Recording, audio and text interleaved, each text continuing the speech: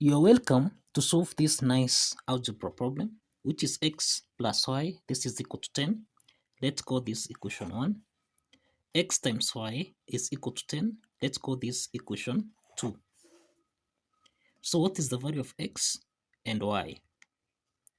Solution from here. From equation 1, which is x plus y, which is equal to 10.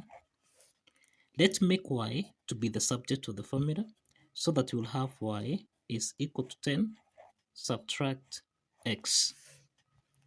And let's call this equation 3. And then from equation 2, which is x times y, this is equal to 10. Let's substitute equation 3 so that we'll have x into the parentheses 10 minus x.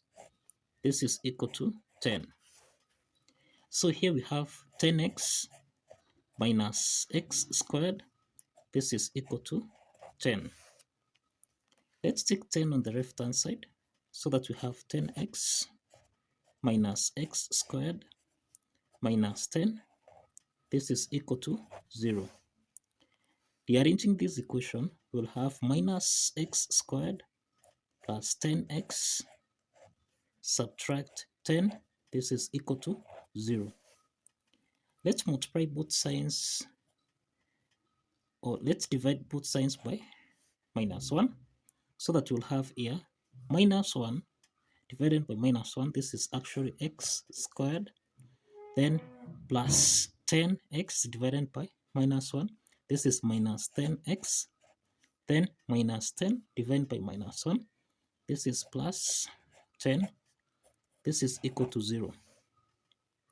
So this is a quadratic equation of the form ax squared plus bx plus c. This is equal to 0. From this quadratic equation, a is equal to 1, b is equal to minus 10, and c is equal to 10. Now, to solve for x1 and x2, we apply the quadratic formula, that minus b plus or minus the square root of b squared minus 4 times a times c divided by 2 times a.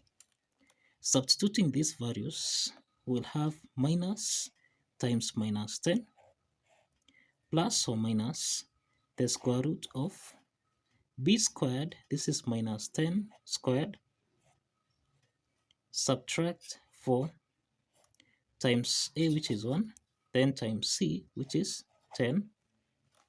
All this divided by 2 times 1. So here we'll have minus times minus 10. This is 10 plus or minus the square root of minus 10 squared. This is 100. Then minus 4 times 4 times 10. This is minus 40 divided by 2. So here we have 10 plus or minus the square root of 100 minus 40 divided by 2. So this is the same thing as 10 plus or minus the square root of 100 minus 40, which is equal to 60 divided by 2. So here we have 10 plus or minus, we can express the square root of 60 as 4 times 15 divided by 2. So this implies that here, this is 10 plus or minus square root of 4, this is 2, then square root of 15 divided by 2. Now from here, we can factor out 2. 2 is common here, so we'll have 2 into the parentheses, 5 plus or minus the square root of 15 divided by 2. So we simplify here by 2, and therefore we have here 5 plus or minus the square root of 15. So this is actually x1, x2, which is 5 plus or minus square root of 15. So this implies that x1 is equal to 5 plus square root of 15, and x2 is equal to 5 minus square root of 15. So we can solve for the value of y. We can solve for the value of y. Now, if you recall from equation 3, we are saying that y is equal to 10 minus x.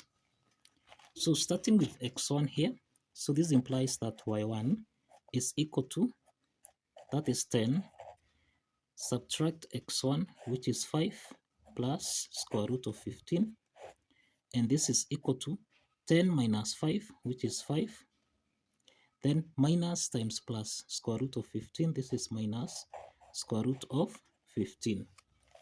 So this implies that x1, comma, y1, this is the same thing as 5 plus square root of 15, and then we have y1, which is 5 minus square root of 15. So these are the first set of solution. This is the first set of solution. Let's solve for y2. y2 will be equal to 10 minus x2. x2 here is 5 minus square root of 15. So here we'll have 10 minus 5, which is 5, minus times minus square root of 15. This is plus square root of 15. So we have that x2, comma, y2. This is the same thing as 5 minus square root of 15, and then y2, which is 5 plus square root of 15. This is the second set of solutions.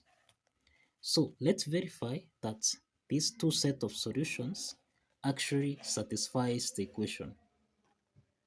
So let's verify that these two sets of solutions satisfies the equation. Now, if you recall here, we have that x plus y, this is equal to 10, and x times y, this is equal to 10. From the first set of solution, if we substitute in equation 1, we'll have 5 plus square root of 15 plus 5 subtract square root of 15. This should give us a value of 10. So you can see here plus square root of 15 minus square root of 15. This simplifies. Then we have 5 plus 5, which is equal to 10, and this is equal to 10. So this implies that the left hand side is equal to the right hand side. So this implies that x1, y1 satisfies the equation. Then x2, y2, if we substitute in equation 1, we'll have, this is the same thing as 5, subtract square root of 15, then plus 5 plus square root of 15. This should give us a value of 10.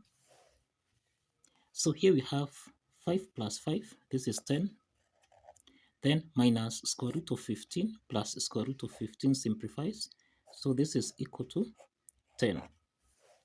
So this implies that the left hand side is equal to the right hand side, and this verifies that x1, y1 and x2, y2 satisfies the equation. So kindly follow the steps, like this video, and subscribe. Kindly like and subscribe.